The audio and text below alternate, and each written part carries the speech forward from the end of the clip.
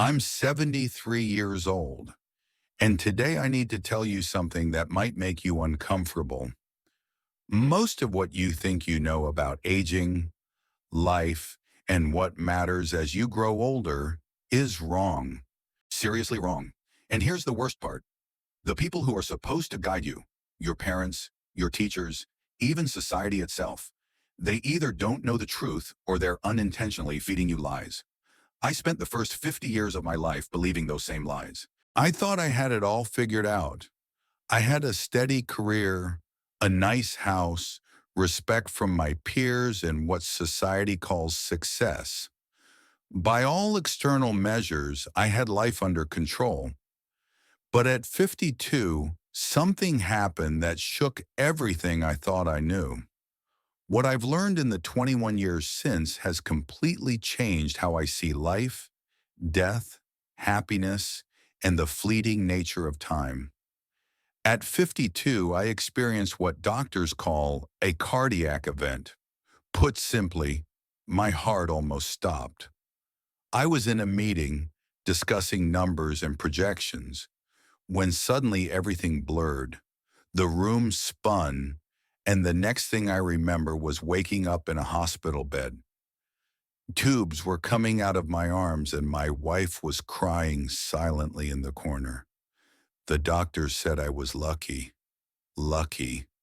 I had just stared death in the face and survived. And lying there with nothing else to do but think, I realized something terrifying. I had been living my life on autopilot. I wasn't really alive. I was just existing, checking boxes, fulfilling obligations, and meeting expectations that weren't even mine. My life had been a routine of following rules, chasing goals that others deemed important, while ignoring what truly mattered to me. Here's the part that haunts me to this day. If I had died that day, what would I have left behind? A beautiful house? A full bank account? A list of accomplishments that nobody would remember in 5 years? None of it would have mattered. Most people live under the comforting illusion. I have time. I'll do it later. When I'm older, I'll finally live. I see young people in their 20s, 30s, even 40s repeating the same mantra. When I make more money, I'll be happy. When I get that promotion, I'll relax. When the kids grow up, I'll finally travel. When I retire, I'll finally pursue my passions. Here's a hard truth. That day rarely arrives. The goalposts always move. You reach one milestone, and suddenly the next one appears, just out of reach. Before you know it, decades have passed, and you're older, wondering where your life went while you were busy chasing illusions. I spent 30 years climbing a ladder, only to discover it was leaning against the wrong wall. And here's the brutal reality. You can't climb back down and start over. Time doesn't work that way.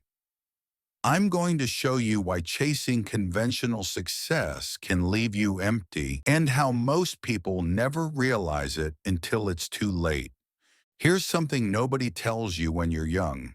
Success, as most people define it, isn't the answer you think it is.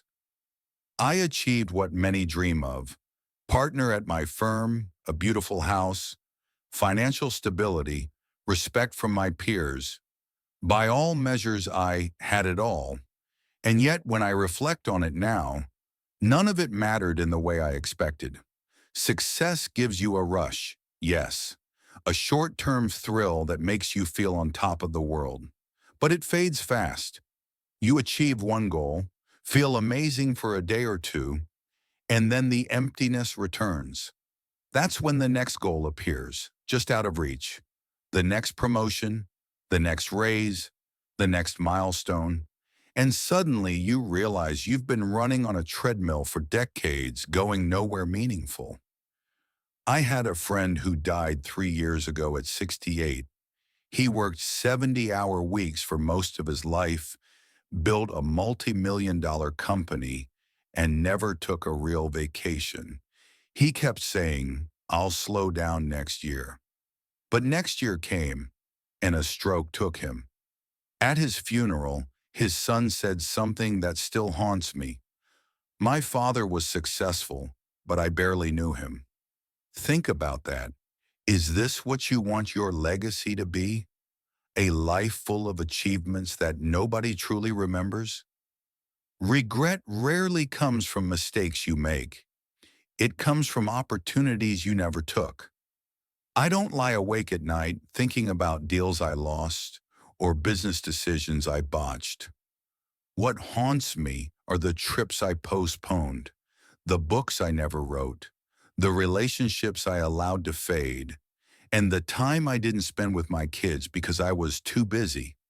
Those missed chances gnaw at you. The roads not traveled, the love not expressed, the risks avoided out of fear. And here's the brutal truth. We all assume we have endless time with the people we love. Parents, siblings, friends, spouses. We don't. Time runs out faster than you realize. And when it's gone, you can't get it back. The irony is painful. We chase success thinking it will bring happiness, but in reality, we're sacrificing what actually matters. Achievements fade, possessions don't fill the void, and we wake up years later wondering where our life went while we were busy succeeding. If there's one lesson I learned the hard way, it's this. Your regrets won't come from the mistakes you made. They come from the things you never did. My father died when I was 45. We had a complicated relationship, and I was always too busy to truly connect with him. I kept thinking, there will be time later, but later never came. One morning, a heart attack took him away within hours, and all the moments I thought I could catch up on evaporated forever. And that's the part that haunts me to this day. All the Sundays I didn't call him, all the dinners I skipped because I was tired or working late, all the little gestures I postponed, they were gone. Time doesn't wait for us to be ready.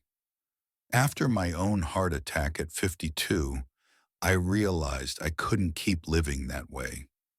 I started making radical changes. I stepped back from work. I learned to say no to things that didn't matter. I began saying yes to things I had delayed for decades. In the last 21 years, I've learned more about life than I did in the previous 52. And here's what I discovered. Life's priorities are painfully simple. Time with the people you love matters most. Work that feels meaningful to you matters. Experiences that create memories matter far more than possessions. Being present matters, yet we spend so much of our lives chasing things that don't truly fill our hearts. I know it sounds simple, maybe even cliché. When I was younger, I would have rolled my eyes too. Sure, but I have responsibilities, bills to pay, and a career to manage. Yes, you do, but don't sacrifice what matters for what doesn't. Don't trade fleeting achievements for a lifetime of missed moments. Here's a question I want you to ask yourself. If you died tomorrow, would you be satisfied with the life you've lived so far? Not whether others would praise you, not whether you achieved a certain status, but whether you felt that you truly lived. If the answer is no, then what are you waiting for?